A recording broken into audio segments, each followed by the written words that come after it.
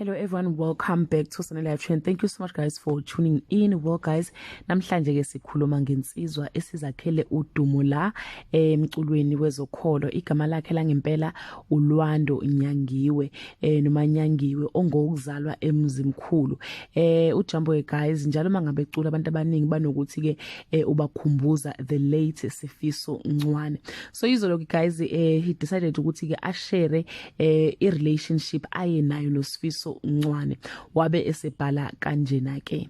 Mina ngibukela kuSfiso Ncwane ongasekho emhlabeni, ngangimthanda kakhulu naye ngithanda. Ngelinye lamalanga ngathi nginganqobanga kuma awards wathi wozala na jukebox. Indlela kaye ngibiza ngayo lena wayesethi ngiujukebox faka imali uzobona.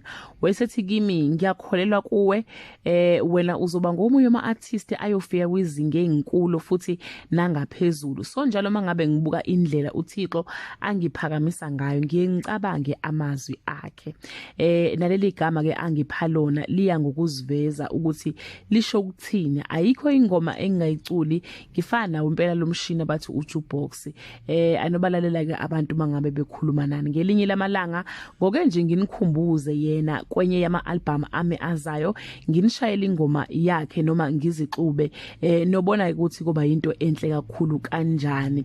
Njengoba njengasekho emhlabeni ke sesiyefana ke no SABC sizimele futhi asithathe ihlangothi akekho esibukela kuye ophilayo. Wesethi ke rest in peace King Ncwane #makabongwe #singa yapi. Ujumbo ke guys ngampela akakhetha maculo uke nje acula umaskande kumemanzi phansi. Simfisela impumelelo nekusasa eliqhakazile. That bring us to the end of this video. Do leave your comment below and share with us ukuthi nawe ke uyafana nalabo bathi ke ujumbo ke ubakhumbuza Usfiso Ncwane noma uthi ay cha uziculela kwakhe naye akakukhumbuzi uNcwane.